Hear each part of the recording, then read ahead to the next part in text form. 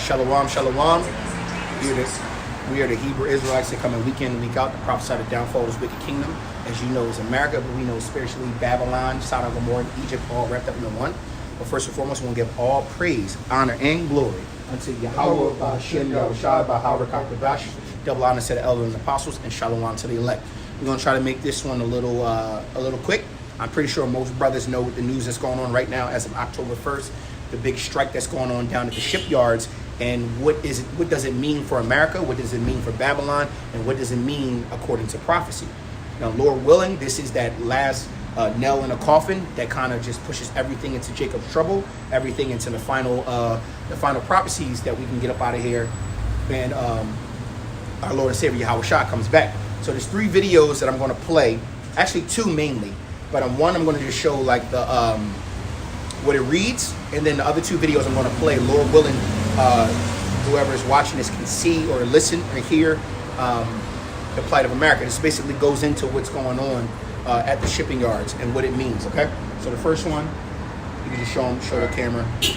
If dock workers walk off the job, from Boston and New York all the way down to New Orleans and Houston, the International Longshoremen's Association represents at least 25,000. Says grocery stores at I know it's probably inverted. It says grocery stores at risk of being empty for the first time since 1977 strike. What's happening October 1st, 2024? Which is now. 1,000 workers at these ports, they're at an impasse over a new 6-year contract. They want higher wages and less automation. The union boss in recent weeks defiant. And why do they want that? Well, higher wages means that they can keep up with the economy and support and feed their families, right? And not live check to check. But what's the problem with automation? Automation takes jobs away. Exactly. Look at what they're doing in most stores and supermarkets. It's 90% self-checkout, and it's barely any cashier. So now you're taking jobs away from people. These companies are making billions of dollars. They should take us along. Port officials preparing for a shutdown at midnight on Monday. All activity in the Port of New York and New Jersey with regards to containerized cargo and automobile cargo will cease. The United States Maritime Alliance, representing shippers and ports, blamed the union's, quote, repeated refusal to come to the table and bargain. A strike could cost up to $4.5 billion a day. Everything from canned goods and chocolate, car parts and electronics move through these ports. Some of the biggest retailers import goods here, like Walmart, Samsung, and Home Depot. George Berry owns a small trucking business and hauls shipping containers at the Port of Virginia. It's actually something that touches every grocery store cart, right? And every family budget, if you really game it up. And the goods in these containers? So to make that very clear, they're saying the strike started at midnight last night, midnight this morning, if you will, right? And basically what they're saying is that a couple $1 billion can be lost per day, and that if it keeps up, there will be food shortages nationwide, right? Now, mind you, there's 2 other videos that kind of explain it a little bit better than me, and then we're going to go get into some scriptures just to break it all down, all right? So the next video is a guy actually breaking down.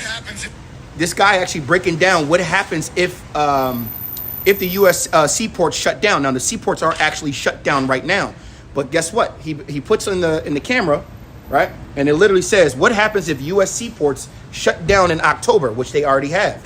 Prepare for the worst. And he explains what the worst is. He gives a systematic day by day, week by week, all the way into the month of what can conspire by this shutdown, all right? So listen carefully, because this is literally the scripture speaking. If our seaports go on strike, the strike is set for October 1st, so you better share this with everyone. Because if our ports close, everything we depend on closes with it. Let's talk about what would happen within the month of October. On day 1, international fuel shipments are the first to feel the impact. Crude oil tankers stuck offshore means no new fuel entering refineries. By the end of the day, concerns spread across industries as gas stations, trucking companies, and airlines brace for immediate shortages. Everything from fuel to imported goods is at risk, but fuel becomes the most critical loss. By day 3, gas stations are starting to run dry and rationing begins. Prices surge as demand skyrockets. Without fuel, trucks can't deliver goods, and the first shortages show up in grocery stores.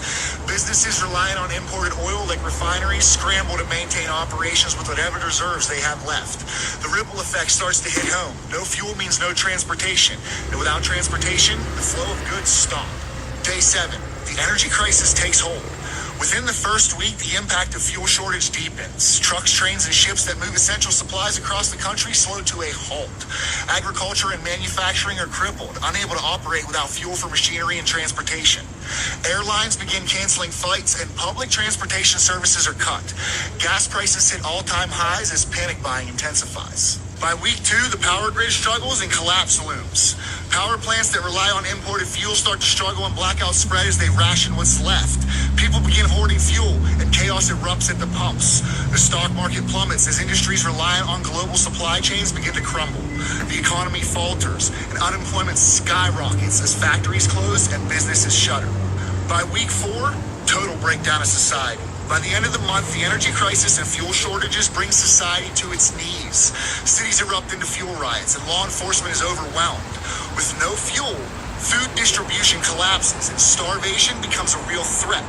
Communities are left to fend for themselves as fuel reserves dry up completely, leaving transportation, emergency services, and the economy in ruins. Without ports, crude oil can't get in. Without crude oil, fuel can't be made. Without fuel, everything grinds to a halt. When the fuel stops, America stops. And just so we're clear, this could all happen within the month of October. AP out. What happens if our seaports go? So that was plain. All right, that was plain. Now, mind you, us as Israelites, who've been coming out here week in and week out to prophesy the downfall of this wicked kingdom, as you know, is America, great Babylon, the great whore that flew upon a dragon, right? We all knew that this was coming eventually because the scriptures speak on it. The scriptures speak on the stock markets crashing. The scriptures speak on great famines. The scriptures speak on a pestilence, right? The scriptures speak on Jacob's trouble and those those various things, right? The scriptures speak on all of these things, right? And for this to be actually unfolding right before the election says a lot. Now, mind you, this is also going on. This is why the whole P. Diddy and other hoopla is going on, is to sensitize you people of what's coming, right? While everybody's laughing at Diddy and Diddy memes and all that sex trafficking and stuff they were doing, when we all know the elites are all have a hand in it. While you're looking over here, it's called sleight of hand. They got things going on over here. On top of all of that, what we just showed you, you got to understand what's going on in the Middle East, right? Iran and Lebanon. So Israel is fighting wars on 5 different fronts, right? Hezbollah, Iran, Lebanon, and other places, they're fighting already. The Middle East is already erupting into a World War III. Now, they got us looking over here so we wouldn't see these two things. In good old unicorn, the internet, we got the platform to find these things. The Lord brought these topics across our page so we can actually sit here and be the real news, right? These are the things that are going on right now. So literally, he just broke down, right? This is the beginning of great mornings, right? The beginning of great destructions, right? Peace and safety into sudden destruction. Because right now, most Americans don't know that the shipping yards all the way up from Maine to all the way to Texas are all closed, right? There's another video of the head of one of the heads of the union speaking loudly and basically boasting that he will that this boycott will continue to go on. Actually, grab that real quick, and then we're gonna get into some scriptures. Yes, go back into TikTok. Yeah, this one right here. So this is this is at the ports early this morning, right?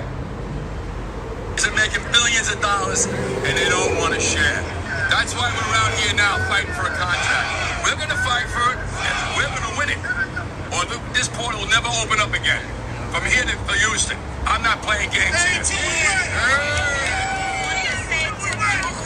Understand what you guys do, and they don't want the economy to shut down, but they don't fully understand the job of the men and women who work here. That's the problem. Nobody knew what the longshoremen were. We didn't get respected, but now we will. Now we will when they find out malls are going to shut down because goods can't come in. Car salesmen are going to get laid off. But guess what? Everything that comes in this country comes from the containers off these ships that my men work. And I want the world to know it. They learned during COVID. Don't come after us saying we're greedy. Go after those greedy that own these companies in Europe. Go after them. They're sitting over there taking $4 billion bonuses for themselves at Christmas time. That's got to stop. Those greedy companies are making billions of dollars. So there we go. The greed of America, right? The greed of the elite. The greed of those that wickedness in high places, man. Now, we already knew that America had to implode. We already knew that civil war had to happen. And this is going to cause civil war. as well as Jacob's trouble, right? If these big corporations don't say hurry up and cut a deal for these journeymen, right? What is going to happen? We just brought it out in the last video of the plight of America with over 1 day, 48 hours, 7 days, 2 weeks, 3 weeks, all the way up to 4 weeks. And literally, if it gets to 4 weeks, the entire infrastructure of America is destroyed. Because just like you heard one of the heads of the organization basically say, nothing comes into America without us handling it. So now, guess what? This is what's happening, right? So now we're going to get into some scriptures, just the coin phrasing. We wanted to bring this out. This is not going to be a long lesson because this is something that every Israelite and everybody in the world should know, should see coming. World War III is on the horizon. Great famines, pestilence, and destruction and wars on the horizon. Because if these shipping yards do not open up, it will be civil war. There will be rolling blackouts. There won't be any fuel for what? For the power structure, right? The power structure of America, right? So it talked about rolling blackouts. They talk about the economy crashing. That's the crashing of the hills and the fish gates, right? They talk about a great famine because there won't be any more food to be distributed, right? Because most of that food is being transported around the country through trucks, right? You'll see it all the time. How many times you pull up to a supermarket and you see one of them 16-wheeler trucks out there delivering food? Well, guess what? There won't be any fuel, right, to go to the refineries to create. There won't be any oil to go to the refineries to create fuel for these trucks to distribute resources around the country. In turn, guess what? Implosion. What is this? This is also a siege, right? This is a siege. I can guarantee you this is controlled opposition. Because what is a siege, right? When you basically one of the arts of war in a siege is to starve out a land. How? If you can't penetrate it directly, yep. You strategize and you siege it, meaning that you'll mount your army off around its ports, yep. And you don't allow any goods to come in or out. So guess what? What's the first good? Because mind you, if I can't defeat you physically, I'm going to starve you to death, yep. Right? If I can't starve you to death, I'm going to at least try to get you guys to turn on each other. How do you do that? Lack of resources, right? Lack of resources, lack of food, water, medicines, fuel, right? He even talked about after 3 days, there's going to be, he said after 3 days that you'll see the gas prices shooting up because there's going to be a scarcity of fuel. And then these companies are going to be like, well, we're going to have to charge $15 a gallon. And guess what? The economy is already ruined where people can't even afford filling up their tanks now, let alone what's going to happen. You're going to see people out here, trying to, because you're going to have people out here trying to make things work, right? But then guess what? The supermarkets, they say the supermarkets only can last 3 days if they don't get food. It was like 3 days, about 3 days, right? More or less. Every shipment, about 3 days, because you got to think of the neighborhood. About 3 to 5 days. Because when news gets out that shipment's not coming in, the neighborhood, everybody is going to that market and they're stockpiling. And they're grabbing stuff. So if the market, he said that too. He said the market gets an influx of customers for the day. People are going to do and what? They don't have no goods to come in to replace it. It's going to start being scarce. You're going to start seeing whole aisles empty. And people are going to be scarcity buying, right? Yeah. People are going to be hoarding, right? There's another video that I seen. COVID first started with toothpaste. Oh yeah. Remember when they talk about the oil spill or the chemical spill in the water, yeah. in Delaware River? There was no water anywhere within like a freaking 30-40 mile radius. I had to drive literally 30-40 minutes out into a super white neighborhood, right, just to find water. And I bought a bunch of gallons and brought some back. I had to do that, right? And that was just in a couple of hours after it came out. It was like, oil. It was like a chemical spill, and all of a sudden, all the water was gone, right? So what do you think is going to happen when they say, okay, well, look, Shalom, Moses, what do you think is going to happen when they say that there's no food coming to the supermarkets? That when you walk into your ShopRite or your Dollar Tree or your Dollar General and everything in there that you used to see in abundance is all gone. People walking in, coming out with 10 bags trying to fill up as much as they can, right? What do you think is going to happen? And then you got to think about the people who see these people who are, remember, we watched it. People were fighting and arguing over a toilet paper, right? What do you think is going to happen when somebody in line, and the line's clear down the street, and you see somebody walk out with a smile on their face because they got big bags filled with all this food, and then this person walk in and there's no more food left, they're going to come outside doing what? They're going to take their gun out their car and they're going to be looking to catch somebody slipping so they can take something for their own friends and families, man. This is all based on energy, man. So now let's get into some scriptures to prove this, right? To prove this. And we're going to make this quick. It's probably going to be another 10 minutes, but we wanted to bring it out. Brothers and sisters, this could be it.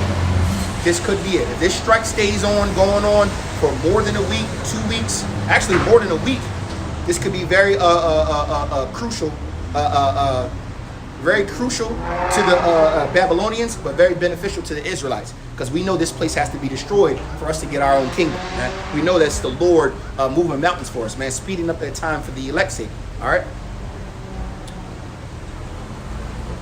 Matter of fact, you can start with I got you. Second Measures 15 chapter. Start at 15 and 14. Start at 15 and 14, because that goes right into Jacob's trouble. Get this. Yeah, go ahead.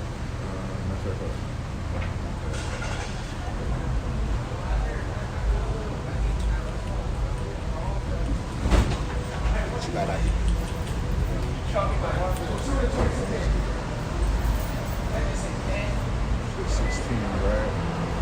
Yeah, Second Measures 15.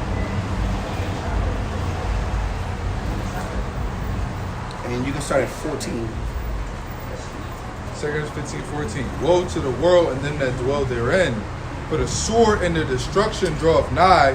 One people shall stand up and fight against another, and swords in their hands. For there shall be sedition among men, and invading one another. They shall not regard their kings nor princes, in the course of their actions shall stand in their power. Keep going. And a man shall desire to go into a city, and shall not be able. For because their pride, the city shall be troubled, and the houses shall be destroyed, and the men shall be afraid. And a man shall have no pity upon his neighbor, and shall destroy their houses with the sword, and spoil their goods, because of the lack of bread and for great tribulation. Because of the lack of bread and great tribulation. We just showed you those 3 videos going into what happens when the power structure is disrupted, right? Right? When I say power structure, I'm talking about the fuel lines, the electrical grid, all those things, everything, the cars, the transport, the commerce, right? When all that stuff comes to a halt, what happens to the economy? What happens to everything, right? And it literally, he broke it down. He said, look, people are going to be what? The people are going to what? The scriptures talk about sedition among men. Why sedition among men? Because of the lack of resources, bread, water, fuel. What is going to happen? People are going to what? Be taking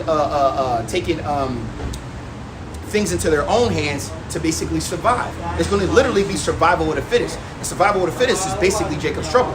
It even talks about how one people shall fight against another, because what you need to understand is there's going to be broken up factions in different cities. The reason why, I got to think about it. You have people who have neighbors that they're very close knit. Their kids know their kids. Their grandparents know their grandparents. So they're already coming to basis. Hey, when everything shit hit the fan, us 4 families, we got how many guns together? We have how many roosters together? We're going to stick together against the rest. Guess what? That's that great divide, that division.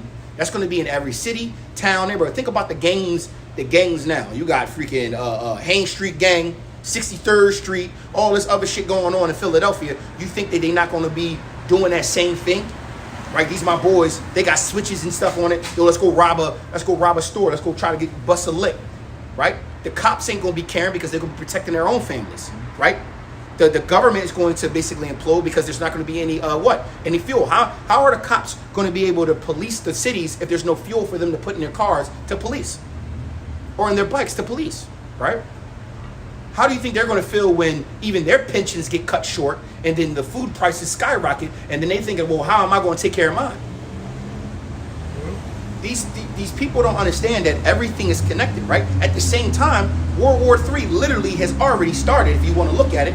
Right, once the Middle East, now that Israel is fighting wars on all 5 fronts, and I think Iran, or it was Lebanon, just shot over 250 something missiles, ballistic missiles into Israel now. Literally, over 250. They've been being shot into Israel right now. What do you think that this is all getting into, man? This is getting into that great judgment of Yahweh Shem Yahushua. Yahweh Shabbat is on its way. Yahweh Shabbat is on its way. Right? This started literally midnight of today. Early in the morning they started this boycott. Now right now, it's the first day. You guys are fine. You're not on camera. this is the first day, and you got to understand, most Americans don't even know about it yet. Most Americans don't even know about it. Give it 3 more days, and they walk to the supermarket and they notice that there's barely any chicken, barely any flour, barely any rice in there, right? All of a sudden, the gallon of milk that was once $5 is now $15 when they walk in. I gotta get a gallon of milk for my baby. They go in there, it's $12 a gallon. What the fuck's going on? Next thing you know, they're starting to hear on the news, robbing and pillaging, sedition, gunshots going off everywhere. And then people start to create factions and divisions, right? It even goes into, it says that people should not pity their neighbors, right? They're not even going to pity their neighbor because they're going to be like, yo, it's me against you. How many neighbors you got on your block right now that you really don't know? You only see them when you come outside on trash day. You might say hi to them and keep it moving. I can say that. I know my next door neighbor here and my next door neighbors over here. And also one neighbor across the street. But all the old white people that live across the street, they only come out, they give me that little fake ass white smile as they mowing their lawn and go the fuck back in the house. And I be like, all right, well, I don't give a fuck. I feel safe because they all old and decrepit. But I already know they got what? Cousins, uncles, brothers, and all that. Esau is a wicked man, so I'm weary of it. I already checked and balanced where all the white families at, but then also where all the other heathen at, right? Because right behind me, I got some kind of African. They like some from Middle Eastern African something, but they dark skinned, they look black, but they wear the whole garb, whole completely Muslim, and they have a different language. So I know they not us. I see who around me. People need to understand that this is coming. And guess what? And I'm gonna be honest. This is me speaking as a man, but also in the spirit, right? If you don't have 3 months worth of dried food and some kind of protection, you're fucked. But guess what? Us as men of the Lord, we know that our power said that He will be our defense, right? We know that our power said that they shall be weary, right? As a matter of fact, just grab it real quick. Just grab it real quick. So I just want to make this very clear. Even though all this shit is coming, we all have to be prudent and circumspect. The Lord told us to use our wisdom, right? If you can, every time if you you go to the can, grocery grab an store, extra gallon of water, grab maybe an extra case. Go to like BJ Sam's Club and yeah. it's like if you can, I'm not it's like telling you $5 for like a 24 case of like water. Every time you go, just grab a case or 2, throw it in the garage or something. Think about how many times you just DoorDashed or Grubhub or something, and you spent a quick $30-$40. That could have been damn near a week's worth of food if you was just thinking, right? But this is the type of time that we brothers and sisters need to be thinking about. Now, I'm not telling you to rely on your own understanding. I'm just saying the Lord gave us wisdom, right? You might want to get food for the next 48 hours just in case. 72 hours. And I'm not saying this week, right this very second, but mind you, this is only day 1 of this boycott. We gonna see how it plays out as the weeks go on, man. And Lord willing, this shit is it. Fuck, man. I need the Lord to just burn this shit down. All right, Isaiah 65:13. Going down. Therefore, thus saith Yahweh thy power, behold, my servant shall eat, but ye shall be hungry. Mm-hmm. Behold, my servant shall drink, but ye shall be thirsty. Behold, my servant shall rejoice, but ye shall be ashamed. Now, mind you, key personification there was possessive and personification. My servants, those who do the will of Yahweh B'Hashem Yahushai. Those are the ones that are going to be eating and drinking and being married. Those are the ones that are going to be protected. This is why ye men of Israel, ye men, I'm speaking to ye men, because you cover your households, you need to be on your game, man. The Lord told us that these things were going to come, right? The Lord says that, look, I'm going to let you know the secrets. I'm going to let you know what these mysteries mean for your learning, so you can prepare your families and yourself to be ready for these great turbulent times, right? The Lord gave us the formula. He told us, look, if you do these things, you shall never be forsaken. If you do these things, I'm going to make sure to protect you. I will be that shadow of protection over you. And guess what? Your enemies and adversaries will have nothing to gainsay, right? There's nothing they can do to withstand. There's nothing they can do to actually overcome my protection, right? But guess what? Some of you brothers and sisters, bro, are not protected right now, and you think you are. So you need to self-reflect on what you're doing, how you're moving, and if you're doing enough. Now, mind you, none of us can do enough for Yahweh Shem Shah, but it's high time to wake up out of sleep, as we talk about all the time, and it's high time to cling to the Lord a lot stronger than what you have. Now, some brothers is on fire. I'm just speaking to the congregation. that if this is what's happening, literally World War III basically already started. However you want to look at it or not, they're not calling it World War III, but ballistic missiles are now being sent from another country other than Hezbollah, which is a proxy of Iran. Now, Lebanon is shooting missiles. Come on, bro. I could have swore if anybody touched Israel, war was supposed to start. Guess what? They at war on 5 different fronts. They already got ground troops going into Lebanon right now. There's been reports that they're telling Israelis to prepare to evacuate. Why? Now we know damn well when ICBM nuclear missiles hit this place, right? Israel is going to be one of the places hit. Don't get it twisted. It's going to be wherever the Edomite is and their bloodline and descent is, will be hit. The major populations of them will be hit. Only their elites shall survive that, and then they will be put into feathers of iron and chains. Right? You might have some. Mind you, if any Edomite make it, because you got Edomites all over the world. Yeah. But I'm talking about in the major. Israel, Europe, and America. Yeah. Now you're gonna have stragglers all over the world, but guess what? They're gonna be put in the chains anyway, because we know the prophecy of that. We know this prophecy. All right. What you had? Well, no, Go ahead. No, go ahead. No, I was still Okay. saying just 15. But we could pretty much got the point of that. Yeah, Con. So this is spooky hours, man. I told you this is gonna be a quick lesson. Shalom, Moses. Shalom, Yakanan. Genesis 47:13, and there was no bread in all the land, and for the famine was very sore, so that the land of Egypt and all the land of Canaan fainted by reason of the famine. That's spot on. That's literally what they said. Without power, Egypt all over. it's gonna be Egypt all over again. The plagues of Egypt are gonna hit this place, man. The worst. The worst though, because the Lord is wroth with this place. Remember, Yahweh Shabbat is coming. All right. Matter of fact, since we gonna get the crashing of the fish gates, crashing of the hills real quick, we're gonna get in the stock market. Because it even talks about Manju with no movement of goods and services, the economy comes to a halt. Mind you, the economy is already on its last legs. So it coming to a halt would just be a complete implosion. Not to mention, I'm glad we're talking about it. 156 nations out of 190 something have all dropped the dollar. This is something else they're not telling you about. They've all signed up for the BRICS. 156, I believe. 156. Let me get the right Salakia. 159 countries dropped the US dollar. Basically have signed the treaty for the BRICS, right? Have signed the treaty for the BRICS. So that old system of transporting money around, because mind you, there was a system that America was backing, it's basically obsolete now. Now they're trying to use XRP, Ripple, and other platforms that moves money faster, right? Faster. Digital economy, no longer backed by the American dollar. This is also another factor of the Lord putting that dagger under the 5th rib, right? Matter of fact, this probably might be a clavicle. Slit their freaking throat, because once these countries drop the dollar, what is America going to do? You already know what Esau going to do. He's going to use his blessing. All right, fuck it. Y'all want to be with us? We're going to bomb all y'all then. Which is also going to be their demise. Because remember, the scriptures talk about how even America's enemies so churn against them. Guess what? We're literally watching the last pieces of the dominoes being dropped in Yahweh Shem Shah's grand scheme, man. We're literally watching it, man. And so you brothers and sisters that are on the watch, understand that this all has to come to pass. All we need to do, now I'm not telling brothers to don't go grab some extra food and water. You should be smart. If you can go grab something, you want some extra cash, grab something. I mean, the Lord didn't tell us to be dumb, right? Don't be that, I ain't gotta do nothing. Now mind you, the Lord gonna send, he gonna have mercy on who he chooses to have mercy. And I wanna make that very clear. The Lord might just tell you to sit up in a joint and you might get freaking birds bringing you food every damn day. I'm not saying that can't happen.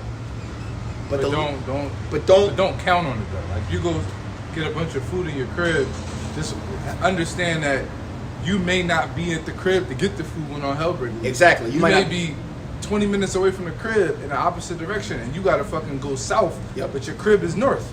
Yep. And you like, oh shit. Like our roadblocks going northbound anywhere roadblocks. They cut them, mind you. Philadelphia is surrounded by bridges. They can literally shut Philadelphia down by just closing all the bridges. Now nobody can get in and nobody get out. Fucked. Literally fucked. What you gonna do? Go up north? Go farther up north? Go towards New York, Maine, Canada, right? You ain't gonna be able to go south. You ain't gonna be able to go east. That's literally the plight of most cities. Most cities don't even understand that their infrastructures are literally holding on for dear fucking life. Literally, if you just bombed every bridge in Philadelphia, it's over. Basically a sitting duck. And that's the truth of it. All right? That is the truth of it, man. I'll get that the fish gates. Zephaniah 1 and 10. I started at 9, actually. In the same day also will I punish all those that leap on the threshold, which fill their master's house with violence and deceit.